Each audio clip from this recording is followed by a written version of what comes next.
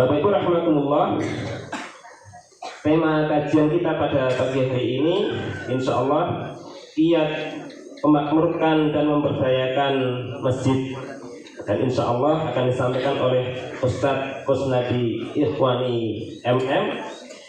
Selamat datang Ustadz. Alhamdulillah.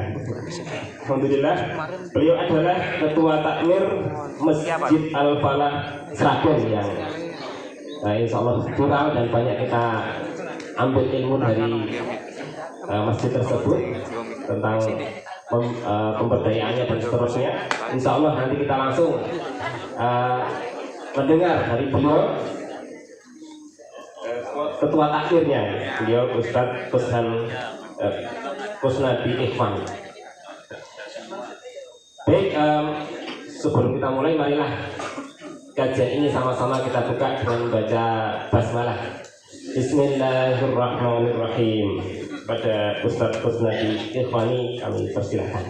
Perkenalkan Bapak Ibu semuanya, sampun tepang kula napa dereng?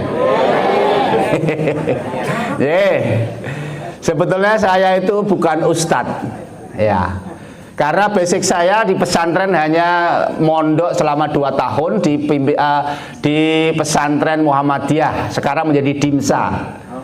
Rian Pak Almarhum Sururi berdiri tahun sekitar 88. Jadi pagi saya sekolah umum, pulang sore ikut pesantren. Nah, belajar agamanya cuma sore sampai isya saja.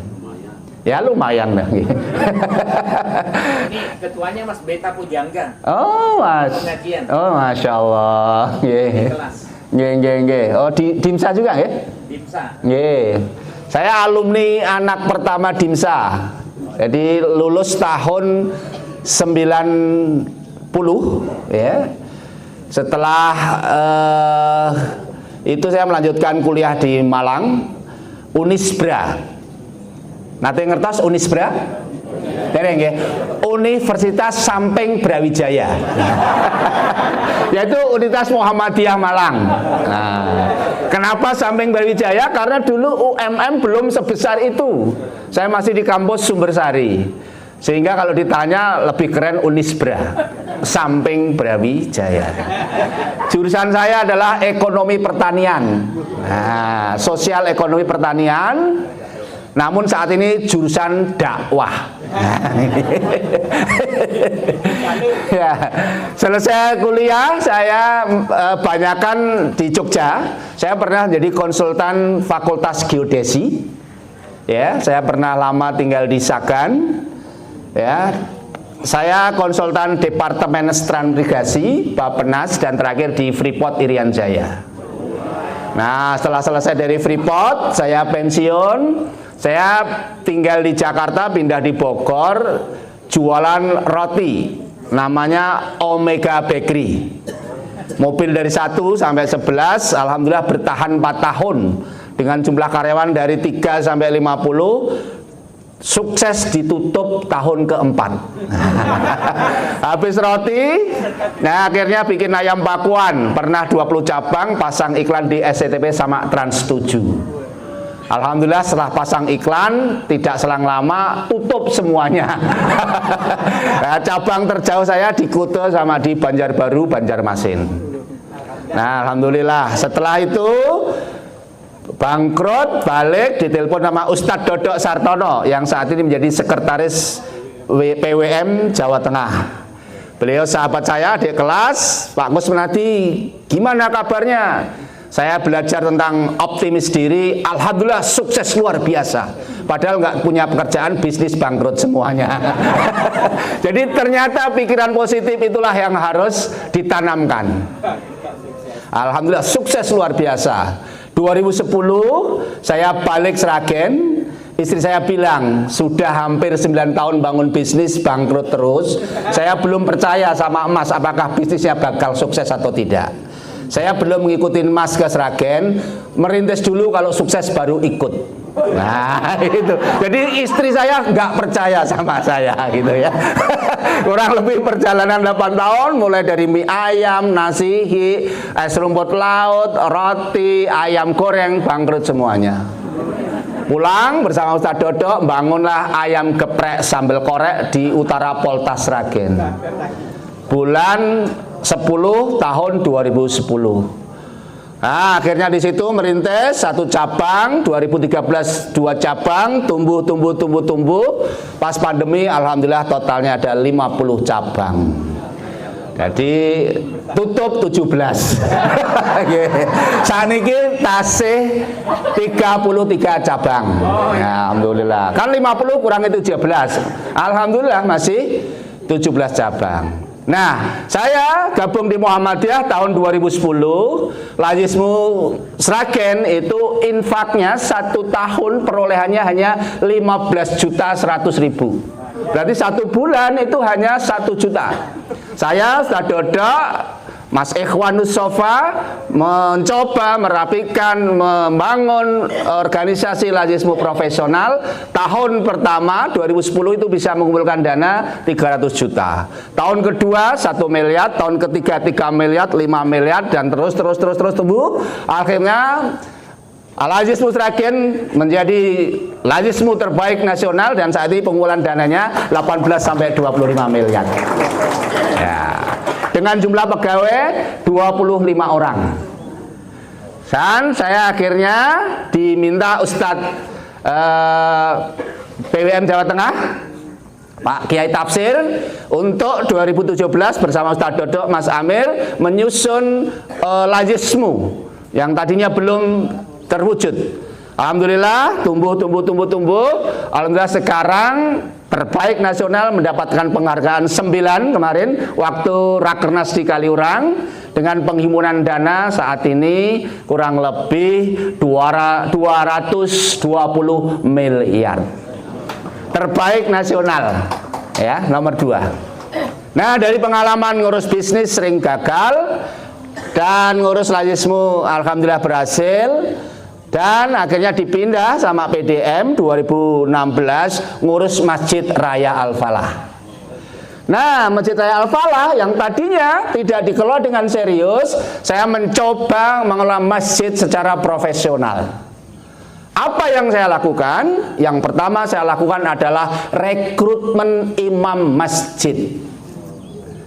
Diumumkan imam masjid minimal hafal 15 juz, bacaannya merdu. Diseleksi sama tablik dan tarjih. Akhirnya loloslah Ustadz Lutfanuddin dari Sleman, alumni Lipia. Ya, alhamdulillah beliau menjadi imam masjid pertama Masjid Raya Al-Falah dengan gaji tahun 2016 3,5 juta atau 2 kali UMR. Alhamdulillah akhirnya berjalan, tumbuh dan saat ini imam Masjid Al-Falah ada 6 orang. Semuanya digaji. Yang saya ajak ini adalah Mas Lutfi Afandi, hafidz Quran dari umur 19 tahun yang sering menemani saya. Ya, karena sering imamin di mana-mana, bacaannya enak, merdu, ya, nadanya bagus, akhirnya ada mertua jatuh cinta. Ya. Jadi Mas Lutfi ini jadi tidak mencari pasangan hidupnya, tapi mertuanya datang ke rumah saya 2 tahun yang lalu menginginkan supaya dijadikan menantu. Nah, itu cerita. Belum? Ada lagi? Masih ada, Pak. Masih ada. Nah, 3, ya.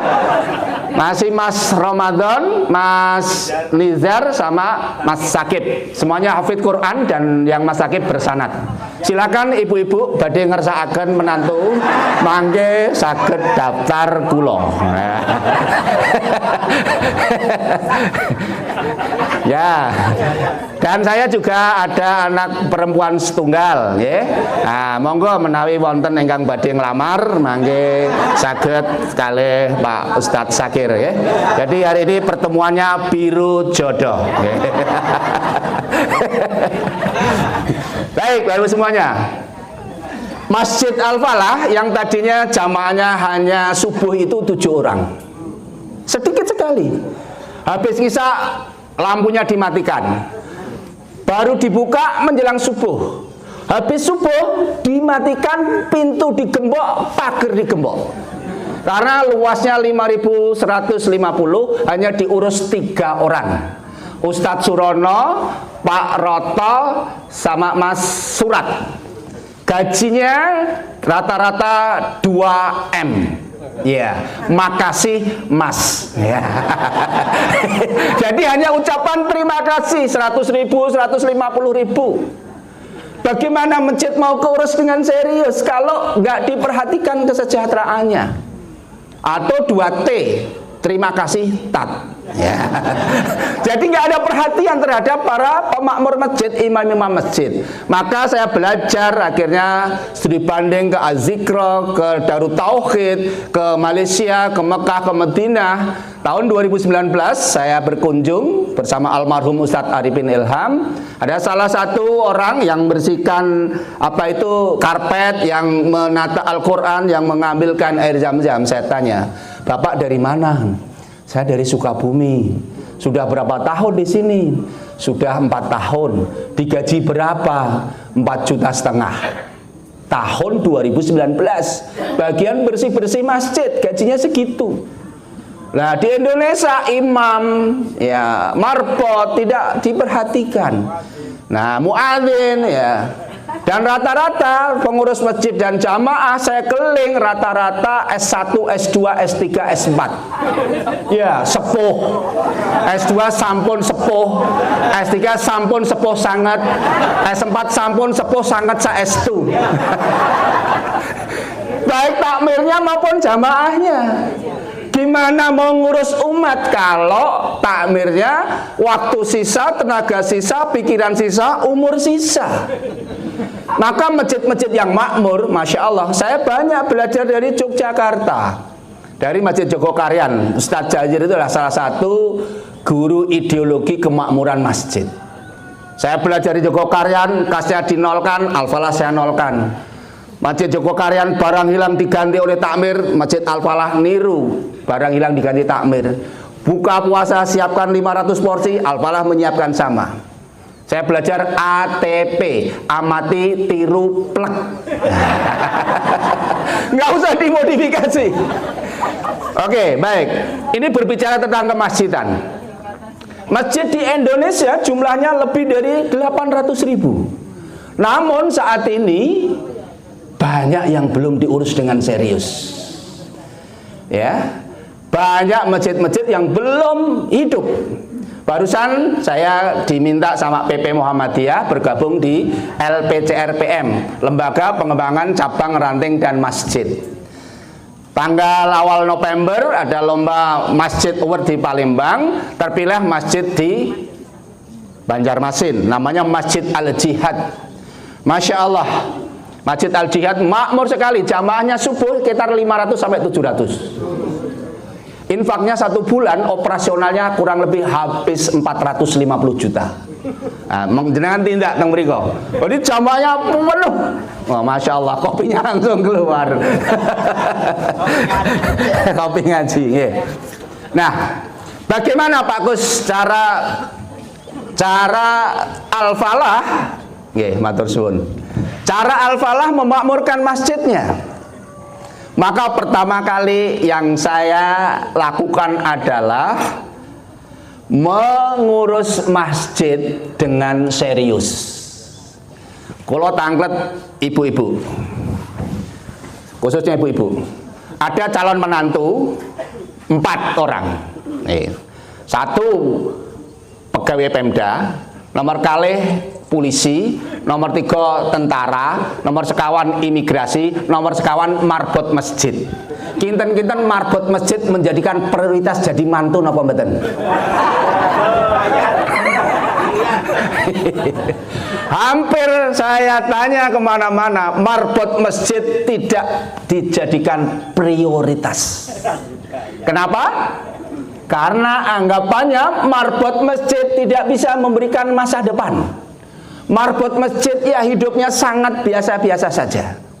Coba kalau kita belajar sama Ustadz Sakir, ini beliau kan marbot masjid, ya. Bahkan Pak Sakir ya PNS kan? Oh betul. UMY. Kalau saya saat ini mendeklarasikan saya itu PNS walau bukan PNS. Iya, kenapa? Karena istri saya ketika saya lamar tahun 95 itu saya lamar, saya belum lulus mau KKN, saya datangi rumahnya Tulungagung dan saya berniat untuk saya jadikan istri, dan istri saya menjawab belum siap karena saya belum punya masa depan yang jelas. Belum punya pekerjaan, belum punya penghasilan. Ya, karena apa? Mertua saya tentara, kakaknya dosen, maka berharap calon suami istri saya adalah PNS. Namun atas izin Allah, istri saya menunggu PNS nggak kunjung datang, maka apa adanya, akhirnya saya diterima jadi istrinya. Butuh waktu 3 tahun. 95 saya lamar dan istri saya bisa menerima saya tahun 98. Maka dulu ketika itu istri saya nggak menerima saya, maka saya sekarang bikin pantun. Dulu jualan paku, sekarang jualan rambutan. Dulu kotolah aku, sekarang jadi rebutan. Menghibur diri ya. Dan alhamdulillah atas izin Allah saat ini saya juga PNS. Apa itu? Pegawai Nabi Sallallahu Alaihi Wasallam. Ya. Iya, marbot masjid itu kan rendah di hadapan manusia, tapi mulia di hadapan Allah. Rendah di hadapan manusia, mulia di hadapan Rasulullah. Karena Rasulullah sendiri juga ngurus masjid, tidur di masjid. Bahkan sekarang dimakamkan di samping masjid. Karena peradaban dibangun dari masjid. Muhammadiyah bisa sebesar ini juga berangkat dari Langgar Kidul yang difilmkan dari sang pencerah. Masya Allah ya. Dan akhirnya dari Langgar Kidullah menjadi gerakan yang sangat masif, gerakan yang sangat dahsyat, yang saat ini menjadi kekuatan yang sangat luar biasa, dan baru selesai kemarin ditutup Tanwir Muhammadiyah di Kupang. Ya, kemarin saya pulang dari Medan juga luar biasa. Insya Allah muktamar akan dilangsungkan di Medan tahun 2027. Artinya apa? Dari Langgar Kidul menjadi gerakan yang sangat luar biasa. Hadirnya rumah sakit, hadirnya perguruan tinggi, mulai PAUD sampai perguruan tinggi, bahkan di berbagai negara sekarang juga dibuka beberapa cabang dan ranting. Lahir dari masjid. Maka kenapa saya kok semangat sekali saat ini keliling kemanapun yang saya bicarakan hanya masjid? Karena apa? Peradaban itu dibangun dari masjid. Rasulullah membangun peradaban dari masjid, Muhammadiyah juga dari masjid, Muhammad Al-Fatih menaklukkan Konstantinopel juga dari masjid. Saya berkunjung 2019 masih dalam bentuk museum. Saat ini sudah dari masjid lagi. Sekarang kalau Bapak Ibu tindak ke Turki, sekarang Masya Allah antrian untuk sholat aja itu mengular panjang sekali untuk ambil wudhunya. Dulu gereja berubah dari masjid, berubah jadi museum, dan saat ini jadi masjid lagi. Maka saya semangat ketika berbicara tentang masjid. Yang kedua, PNS adalah selain pegawai Nabi Sallallahu Alaihi Wasallam adalah penerus Nabi Sallallahu Alaihi Wasallam dan pewaris Nabi Sallallahu Alaihi Wasallam. Ini juga saya pembelajaran dari mendengar ceramah, saya belajar dari berbagai guru dan saya merasakan. Dan setelah ngurus masjid, Masya Allah, akhirnya apa? Ketenangan, kedamaian itu dihadirkan sama Allah. Karena banyak orang yang secara materi banyak, cara kehidupan kaya, tapi hatinya nggak tenang. Karena apa? Ya bukan keberkahan, bukan ridho dari Allah. Baik, selanjutnya Bapak Ibu semuanya. Nah, ini adalah hal-hal yang menyebabkan takmir masjid itu, masjid-masjid itu nggak hidup. Ya.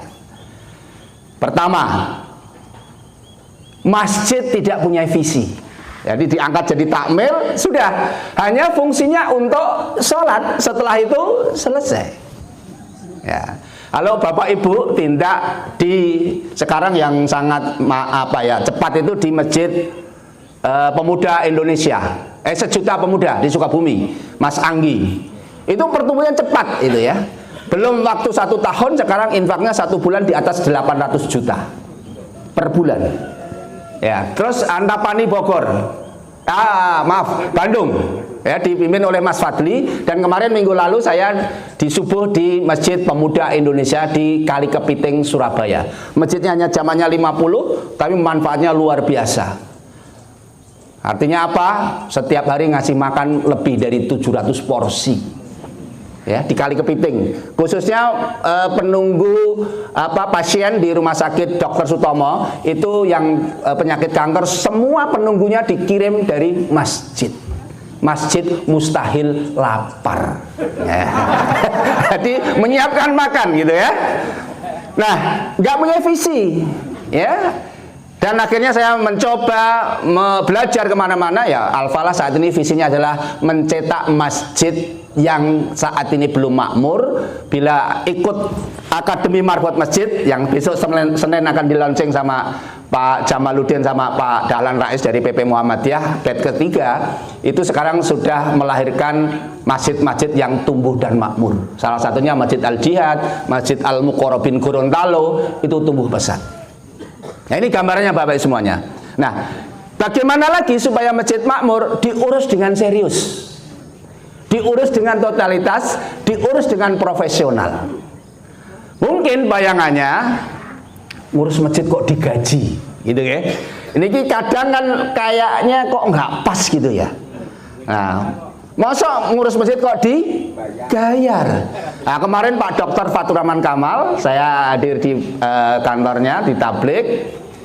Ikhlas itu adalah profesional dan komitmen. Jadi ikhlas itu bukan nggak digaji. Ternyata setelah saya tanya, gaji semakin besar semakin ikhlas. Ya. Ya. Kenapa? Karena kebutuhannya dicukupi, ekonominya dicukupi, keluarganya dicukupi, sehingga apa? Tenang, full total ngurus masjid dan ngurus dakwah. Maka di buku saya yang strategi memakmurkan masjid, ini adalah cetakan kelima.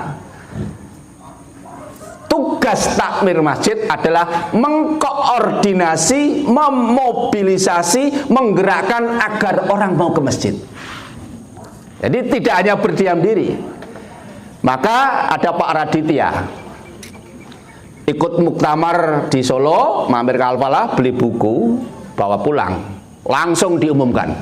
Kami sampaikan warga di Telaga Murni, Cikarang Barat, bagi anak-anak SD, SMP, maghrib isya subuh berjamaah di musola, bukan masjid, maka setiap anak setiap hari saya kasih 10.000. Masya Allah, akhirnya anak-anak semangat semua ke masjid. 1 bulan sekarang 50 juta Pak. Nah, kemarin saya tanya Pak Raditya, 1 bulan saat ini habis berapa? 50 juta untuk uang saku saja. Dan langkah kedua, bagi anak-anak yang bisa memaksa kedua orang tuanya untuk jamaah maghrib, isya dan subuh, maka saya kasih tambahan uang saku. Dan diajak jalan-jalan ke kebun raya Bogor. Akhirnya anak-anak pada nangis di hadapan orang tua, memaksa agar orang tuanya nganter sholat ke masjid. Ya. Kalau Bapak Ibu tidak Jakarta, keluar dari tol Cibitung, pintu, terus naik ke atas, nanti saya share lokasinya, namanya Musola Nurul Islam. Saya sama Mas Lutfi, pas ke sana zamannya 1000. Jadi maghrib isya subuh, musolanya sudah gak muat lagi, akhirnya lapangan dipakai untuk sholat. Jadi seperti sholat hari raya Idul Fitri setiap maghrib isya subuh. Nah, ini teknik ya. Tapi ada yang kritik juga, wah itu niatnya orang sholat kuy, niatnya golek duit gitu. Ini kan awalan saja untuk mengedukasi agar orang mau ke masjid. Nah sekarang ditiru di Palembang, tiru di Ponorogo. Subuh dikasih 5.000 sama Al-Muqarrabin. Sekarang anak-anak semangat ke masjid. Teknik orang mau ke masjid. Nah sekarang di Sleman, di Masjid Real Masjid lagi bikin sholat berhadiah mobil. Wah ini lebih keren lagi. Nggih Pak nih 300 door prize-nya, 300 masjid. Tadi saya tanya di mana Seturan, tadi saya ikut program Pak. Jadi jamaah itu di absen. Subuh sekian poin, duhur sekian poin. Akhirnya orang banyak yang ke masjid karena dapat hadiah mobil. Padahal hadis Rasulullah, barang siapa sholat 2 rakaat sebelum subuh, pahalanya lebih baik daripada dunia seisinya. Tapi karena itu hadiahnya gaib, kan nggak nyata. Ya, ini kan keimanan yang berbicara. Kalau bapak-bapak semuanya sudah punya keimanan, nggak kasih hadiah pasti bergerak. Karena apa? Hadiahnya surga. Tapi bagi orang-orang yang masih butuh iming-iming, ya, maka itu adalah menjadi apa? Motivasi. Dan Al-Falah itu juga banyak ibu-ibu dengan tindak subuh mereka banyak. Karena kemarin ada salah satu jamaah, ya, seorang ibu-ibu 2 tahun istiqomah ke Al-Falah. Yuswane waktu ke Al-Falah 56 tahun. Nah, karena beliau konsultasi, saya nggak tahu, dulu mayoret, badannya tinggi, tapi umurnya sudah 58 ya, sudah berbeda. Cuma kelihatannya dulu mayoret. Konsultasi sama bagian security, Pak, sampaikan Pak Kusnadi, mungkin kalau ada duda, karena dia janda, ya, dia janda ditinggal suami. Saya juga masih bisa untuk menemani sisa hidup saya. Lewat Pak Heri, Masya Allah atas izin Allah istiqomah. Subuh sampai suruk di masjid dihadirkan duda umur 59 tahun. Wah, kemarin akhirnya nikah di restoran Ragil Resto. Nah, dihadiri takmir-takmir masjid. Nah, sampai segitunya masjid memberikan solusi biru jodoh. Monggo menawi badhe ngersakaken. Saestu niki. Ya, kemarin juga ada bapak-bapak 72 tahun. Wah, saya yang mencarikan jodoh itu ya. Lebih diikhtiarkan. Imam masjid ya, sudah pensiunan ditinggal istrinya. Ya, Mas Lutfi barusan kemarin ya, hari apa? Nah, 2 hari yang lalu Mas Lutfi menjodohkan seorang pengusaha yuswane 3 tahun supaya dicarikan istri. Alhamdulillah langsung ketemu di transit, berkahnya masjid langsung dapat jodoh. Nah. Jadi ini yang saya sampaikan kenapa Imam Masjid Al-Falah itu digaji, karena tidak ada imam sholat. Beda imam sholat, beda imam masjid. Kalau imam sholat hanya mimpin sholat, habis itu berdoa pulang. Kalau imam masjid habis mimpin subuh duduk mendengarkan keluhan, curhatan, permasalahan, problematika masyarakat. Punya hutang, konsultasi. Ya, kemarin ada ibu-ibu pegawai negeri, hutangnya hampir 800 juta. Uangnya sudah habis untuk mengangsur. Ya, ada berbagai bank, mobilnya digadekan. Ya udah kita dengerin Pak Lutfi yang menjelaskan. Ibu yang pertama punya utang itu tenang, jangan galau. Terus napa meleh Pak? Tobat, banyak istighfar, perbaiki diri. Ketiga, terima. Dan ini amalan yang paling luar biasa. Jangan terlalu dipikirkan, tapi dibayar. Nah, itu ya. Hutang niku nak dipikir tensi naik, Bu.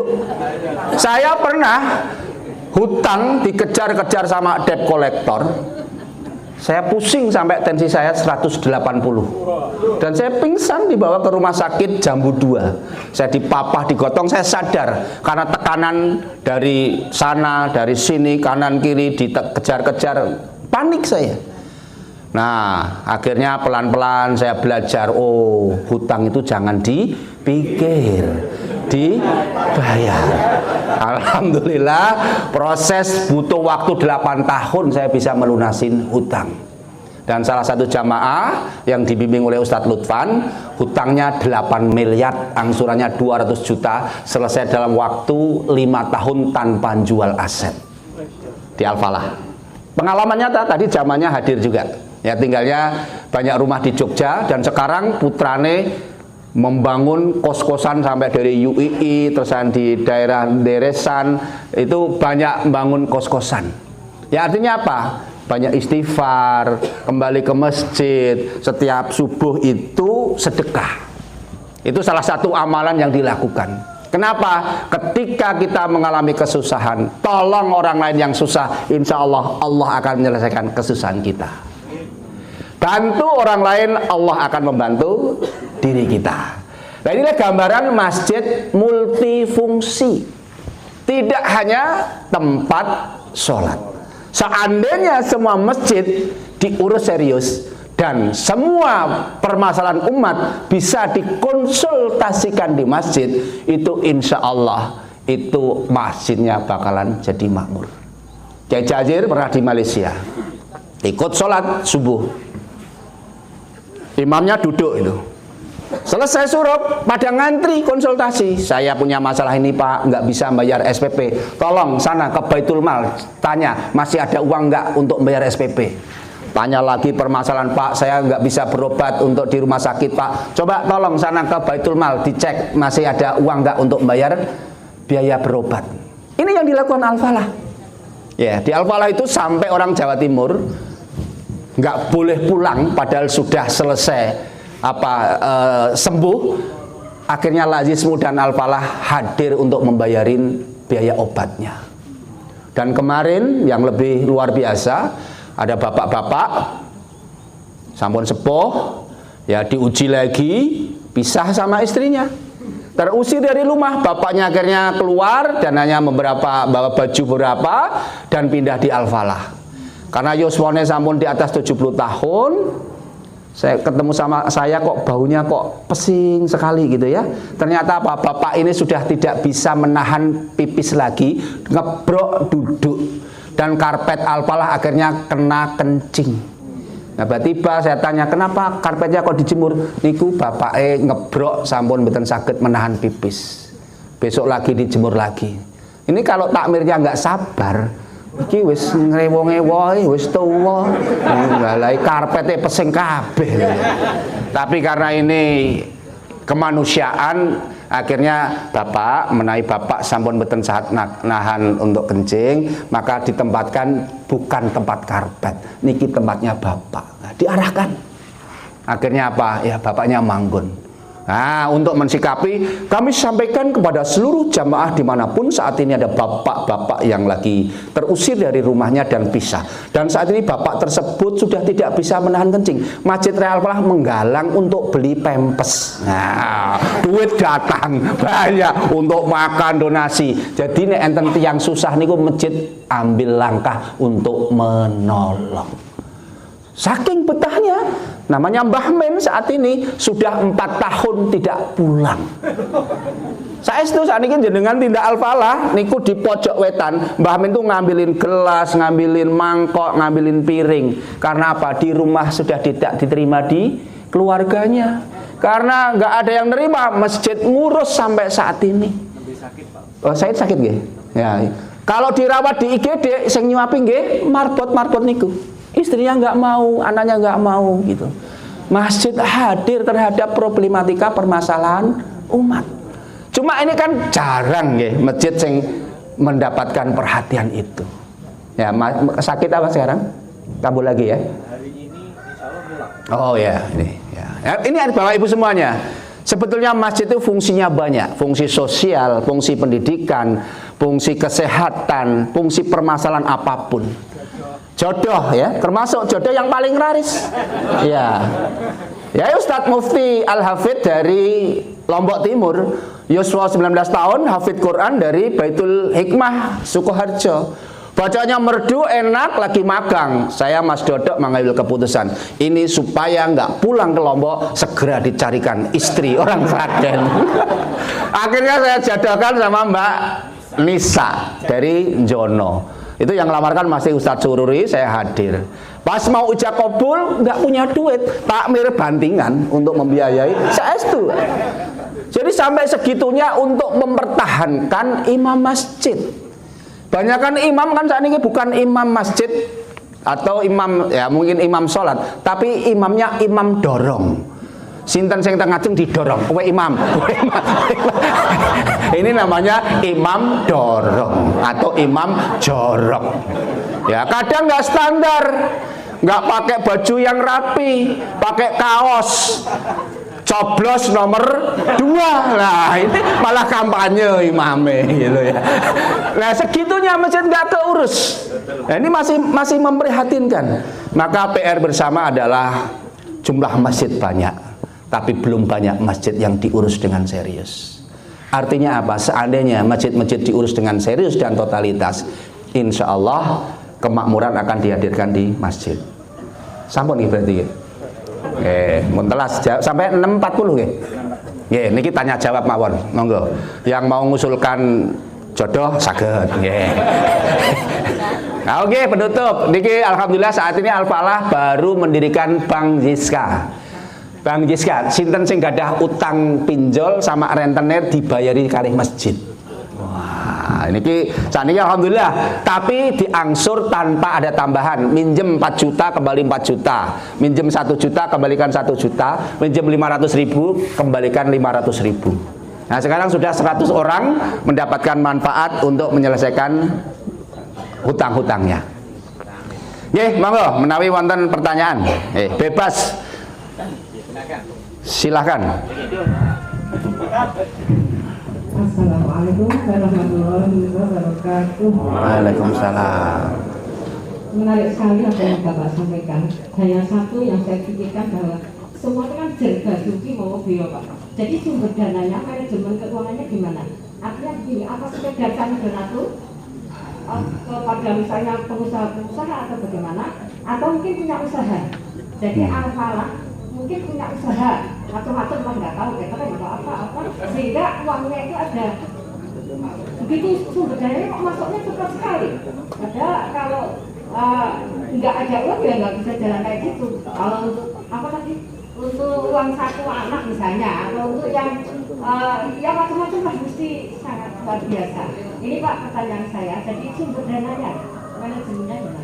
Yang Assalamualaikum warahmatullahi wabarakatuh. Sumber dana nggih. Kami meyakinin ayat Allah innama ya'muru masajidallahi man amana billahi wal yaumil akhir wa aqama shalah wa ataz zakah wa lam yahsya ilallah fa asa ulaika ayakunu minal muhtadin. Ini adalah ayat tentang takmir masjid. Yang pertama iman, Bu. Ini masjid Allah kalau diurus dengan serius, Allah juga akan serius. Kenapa? Ini masalah mindset. Banyakan takmir itu kan sukanya nyimpen uang. Gitu? Alhamdulillah saldo kas kita masih sekian ratus juta. Bangga dengan simpanan uang. Allah mau ngasih lagi nggak jadi. Nah, yang kemarin aja masih. Nah, salah satunya maka segera distribusikan, segera tasarufkan. Saya punya teman di Pontianak, namanya Mas Adi Pratama Larsindo. Saat ini juga lagi di Yogyakarta. Baru 3 tahun Bu mendirikan masjidnya. Sekarang karyawan masjidnya 250 orang. Untuk gaji 1 bulan kurang lebih 1 miliar. Di Kuburaya, ya saya sudah sering ke sana. Itu Bang EN namanya. Nanti di Instagramnya Masjid Ismuhu Yahya. Duitnya datang. Jadi uang itu tergantung bagaimana visi kita. Semakin visi kita visioner dan tentunya harus jujur dan amanah. Di buku saya sebutkan ngurus masjid harus ihsan, yaitu ikhlas, handal, serius, amanah, iman. Ya, handal, profesional. Maka Al-Falah tidak dikelola oleh takmir masjid, uangnya dikelola oleh lembaga profesional Lazismu. Kalau uang dikelola takmir masjid, karena mungkin sudah yuswanya sepuh dan kadang nggak fokus, kadang laporannya keliru. Nah, dan kadang kurang transparan. Dan bila dikelola takmir masjid, biasanya uangnya seperti di surga, bisa masuk nggak bisa keluar. Masuk tabung, dan fokusnya biasanya hanya untuk pembangunan, bukan untuk kemakmuran. Nah, satu, transparan, profesional. Yang kedua, kompeten, bisa diaudit. Maka Al-Falah dikelola sama Lazismu. Ya, sehingga apa? Ya, amanah, profesional, dan kompeten. Nah, itu salah satunya. Yakin kalau ngurus masjid dengan serius, amanah, profesional, jujur, nanti akan dihadirkan orang-orang baik untuk mensupport masjid. Nah, jadi semakin kita juga memberikan transparansi, laporan yang profesional, dan jangan pakai nama perorangan kalau bisa. Pakai nama masjid. Kalau nama perorangan kan belum apa ya, artinya kan orang kok Pak nama orang nanti dilaporkan tidak. Tapi kalau nama masjid dikelola oleh lembaga. Contoh, teman saya Mas Anggi baru 1 tahun Masjid Pemuda Indonesia itu beli tanah. Mas Anggi, ini saya mau beli jual tanah, harganya 1,5 miliar. Oh iya siap, mau dibeli. Oh iya, ada DP, ada berapa? 100.000. Saya itu nih, jadi 100 kalau 500, 100,5 miliar, DP-nya cuma 500.000. Atas izin Allah, Ramadan tahun lalu masjidnya bikin konten berbagi bantal di masjid. Biasanya orang tidur di masjid nggak boleh, di sana dikasih bantal. Jadi viral di seluruh dunia. Akhirnya dalam waktu 1 bulan terkumpul 500 juta. Anak muda, media, transparan, profesional, amanah, ikutin kemauannya Allah. Nanti Allah akan menggerakkan orang-orang baik mensupport masjid. Jadi masjid bukan masalah bangunan, masjid bukan masalah dana, tapi masjid adalah bagaimana kejujuran, transparan, dan SDM-nya adalah begitu amanah. Ini coba kan bukan di masjid, tapi bisa hadir di tengah sawah. Nah, ini apa? Keberkahannya, ketulusannya. Ada yang menarik pasti. Dan Bapak Ibu semua ke sini yang gerakkan Allah. Maka sering saya sampaikan, ke masjid bukan perjalanan kaki, tapi ke masjid perjalanan hati. Ngaten? Monggo sana saya. Waalaikumsalam warahmatullahi wabarakatuh. Di jamaah saya itu gini Pak, memang imamnya itu tua-tua Pak, tapi ingin sekali ada kadernya yang lebih muda.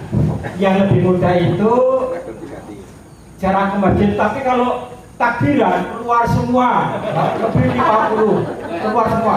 Tapi kalau sudah selesai hari raya, setelah takbiran itu juga tidak mau ke masjid.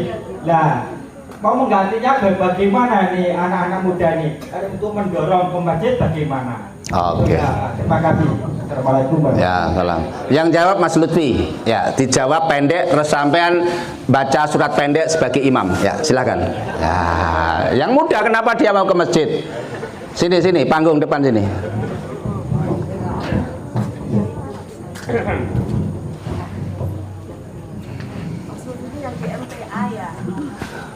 Bukan. Pondok apa dulu? Dulu saya di pondok Syafi'i begitu ya, di Karangkajen. Saya mondoknya juga di Karangkajen. Bapak Ibu, bismillah, mohon izin tidak mengulangi rasa kami. Izin menjawab tadi, kenapa anak-anak muda kok nggak pernah ke masjid? Karena kadang keadaannya seperti ini Bapak Ibu. Anak muda itu pengen ke masjid, cuma biasanya nanti sampai masjid halah canomi sopo gitu. Kadang-kadang seperti itu. Nah, termasuk kalau di Masjid Raya Al-Falah, apa yang menjadikan anak-anak muda itu mau ke masjid? Anak muda diberikan fasilitas 6I Bapak Ibu. Nasi, wifi, kopi, rekreasi, gaji, dan dicarikan istri. Nah, jadi komplit kalau susah. 6I ya. Nah, 6I. Nah, karena 6I ini terus akhirnya anak-anak muda senang ke masjid. Pak Ketua Takmir ini, Masya Allah, beliau itu tanggap sekali dengan anak-anak muda. Canom senangnya apa mas? Naik gunung. Oh ya sudah, naik gunung. Beliau ikut Pak. Dulu pernah kita laksanakan anak-anak muda, yuk sholat tahajud bareng di Masjid Raya Al-Falah. Nggak ada yang datang Bapak Ibu. Besoknya diadakan kegiatan sholat tahajud bersama di pantai Gunung Kidul Parangtritis. Berangkat dari Masjid Raya Al-Falah, touring menuju ke Gunung Kidul. Yang daftar 100 orang Pak.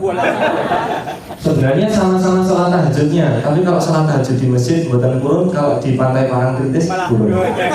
Nah itu anak-anak muda, jadi memang berbeda. Kalau di Al-Falah, bapak-bapak, ibu-ibu biasanya pun remene Bapak Ibu, senangnya adalah kajian subuh, kajian subuh susu jahe. Nah itu untuk bapak-bapak, untuk ibu-ibu. Tapi kalau anak-anak muda memang berbeda. Anak-anak muda senangnya yang dolan, senangnya yang makan-makan seperti itu. Itu Bapak Ibu yang barangkali pengen saya sampaikan. Anak-anak muda caranya bagaimana? 6I tadi. Nek buatan sakit gitu dua dulu, nasi sama wifi. Cah nom itu yang penting matangnya warna HP ini mumi. Cah nom itu dua itu. Diulang 6I-nya. 6I, nasi, wifi, kopi, rekreasi, gaji, dan dicarikan istri. 6I. Seperti itu Bapak Ibu. Kita ngaji bareng kalau kesini. Jangan gurunya suara Bapak.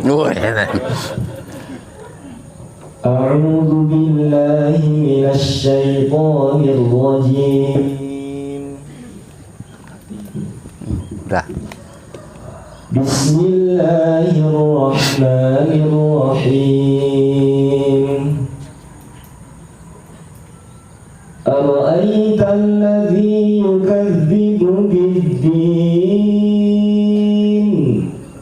fadzalika alladhi yad'ul yatim wa la yahuddu 'ala ta'amil miskin. Fawailul lil musallin, fawailul lil musallin alladzina hum 'an salatihim sahun, alladzina hum yura'un wa yamna'una al-ma'un. Sadaqallahul 'azim. Ini Mas Lutfi di Kader mulai kelas 3 SMA menghafalkan di Al-Falah, waktu itu dapat 20 juz. Akhirnya sama takmir masjid didorong untuk mondok lagi dan akhirnya bisa selesai hafid Quran. Pulang dari pondok tidak langsung ke Al-Falah, tapi di salah satu pendidikan internasional karena di situ gajinya jelas. Nah, Mas Lutfi saya tanya, kenapa nggak balik ke masjid? Karena masjid apa bisa menjamin masa depan saya. Justru masjid itu tempat orang memperbaiki dan bertakwa. Insya Allah nanti rezeki dicukupi sama Allah.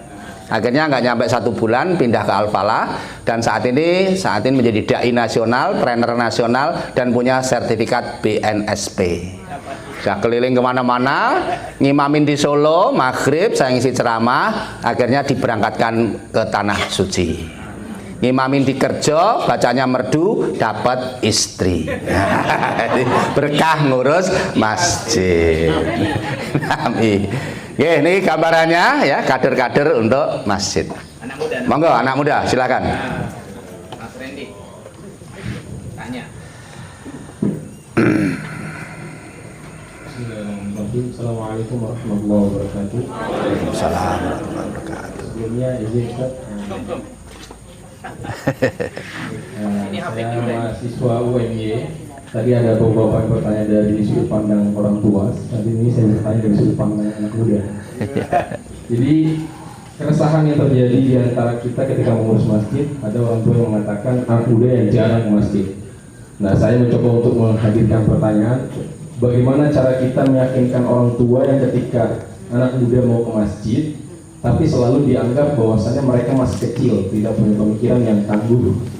Jadi itu tidak sedikit Bapak, bahwasannya memang ketika anak muda yang hadir di masjid itu selalu diasingkan pemikirannya dan juga kehadirannya, bahkan dianggap sebagai orang yang oh ya sudah nanti aja gitu.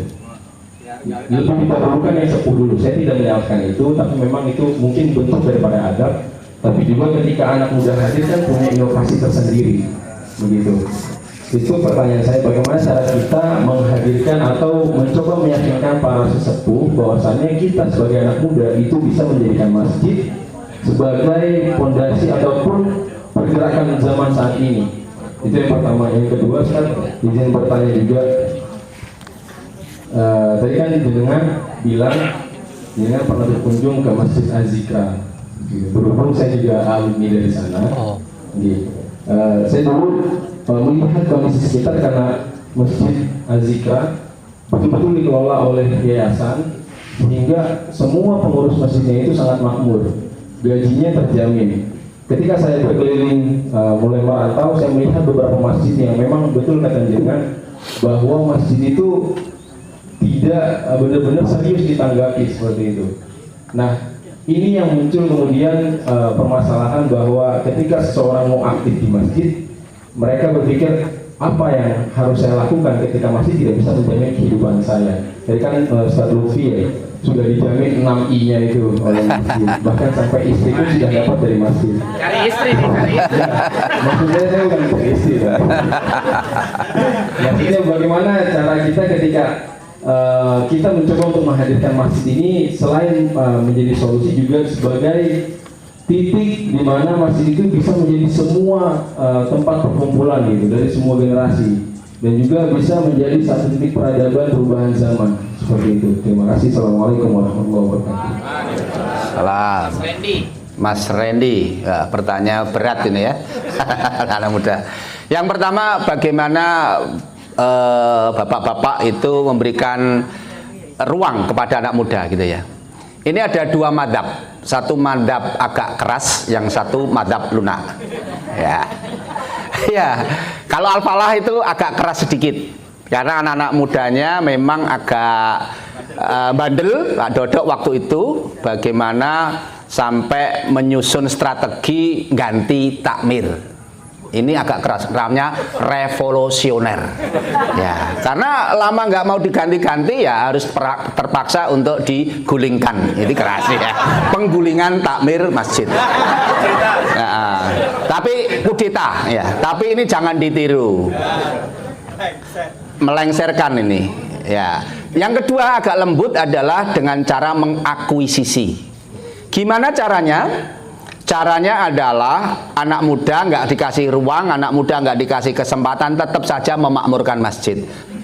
Artinya apa? Ketika kita totalitas tulus untuk memperbaiki diri dan berkhidmat urus masjid, akhirnya Allah akhirnya perjalankan Mas Ringga sekarang sekjen masjid di Istiqomah Purbayan. Dan sekarang melejit masjidnya. Jadi kadang anak muda sendiri yang harus berkorban.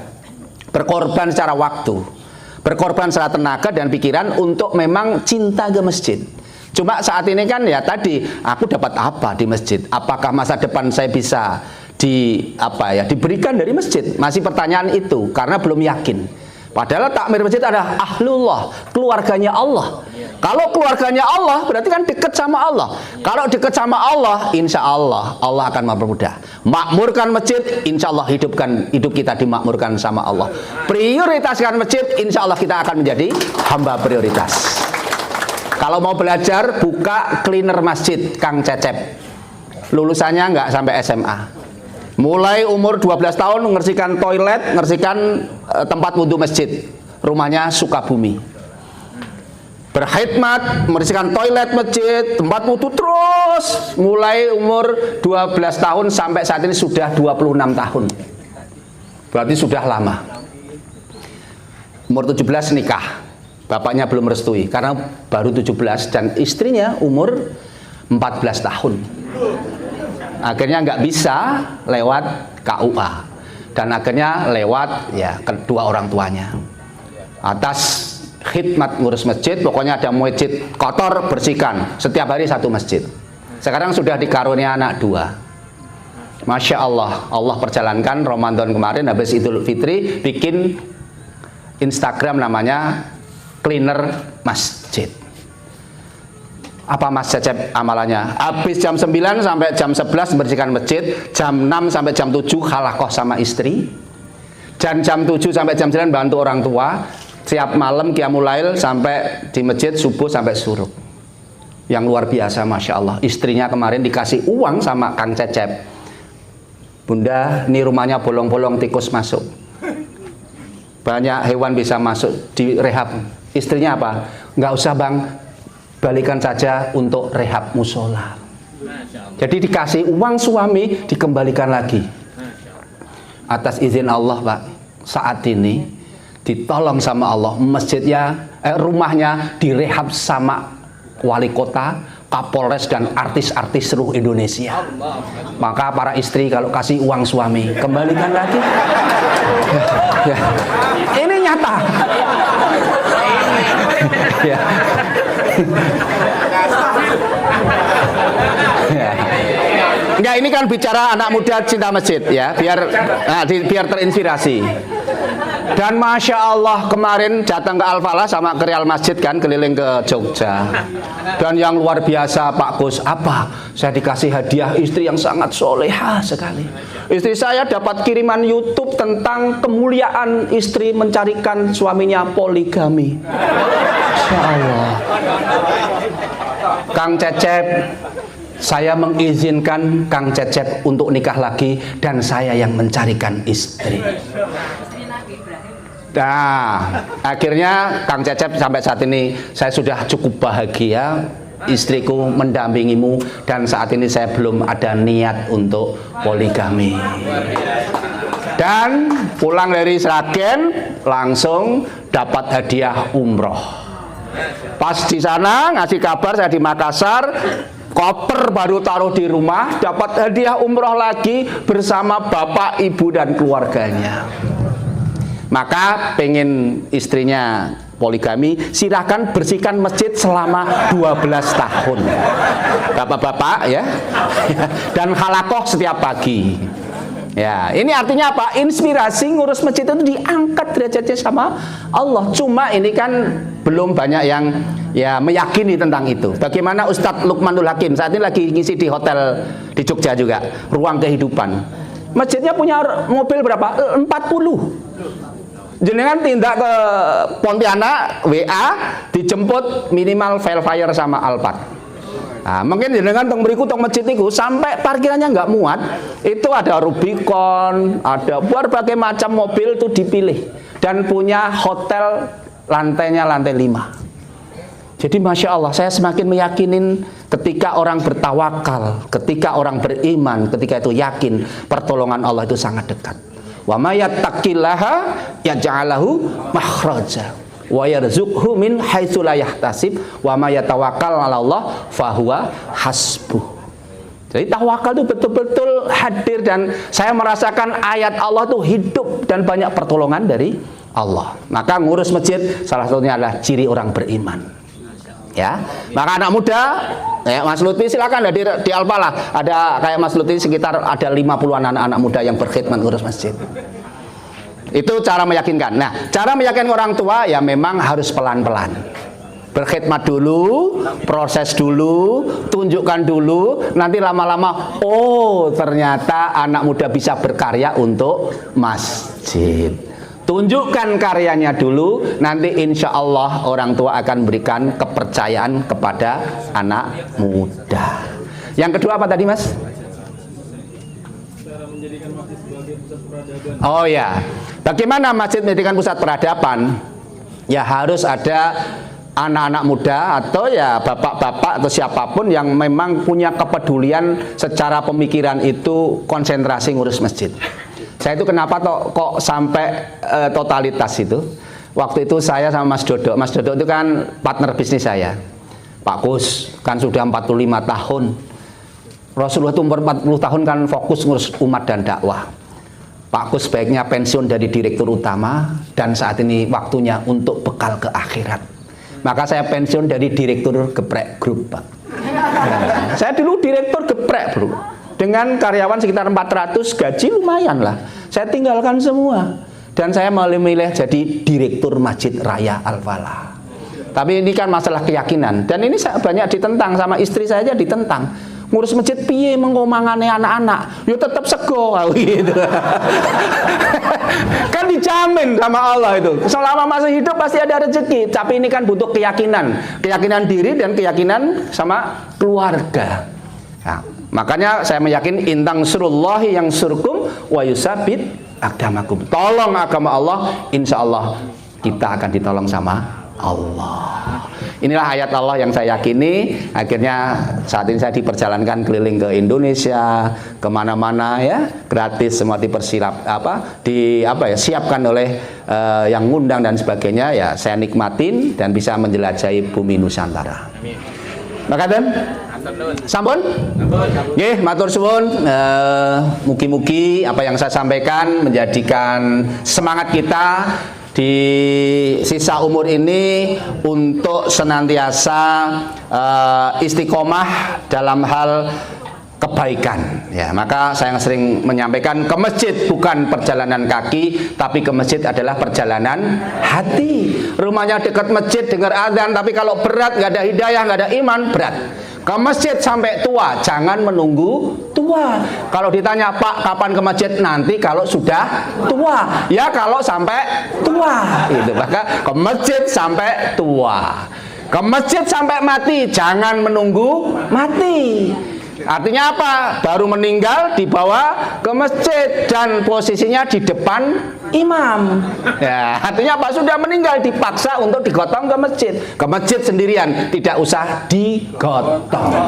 Mudah-mudahan sedikit ini menjadi inspirasi dan mudah-mudahan saya bersaksi kelak ini akan menjadi perkumpulan majelis di surganya Allah. Ya, mudah-mudahan kita semuanya juga dikumpulkan di surganya Allah dalam ketaatan dan istiqomah dalam kebaikan. Makaten nyuwun pamit menawi ngersakaken buku nanti di depan ya, untuk mungkin hadiah suaminya atau hadiah takmir masjid, bisa dikasih buku ini ya. Nanti silakan temui anak saya. Ini bisa judulnya bisa Ruqyah Takmir Masjid. Matur suwun. Assalamualaikum warahmatullahi wabarakatuh.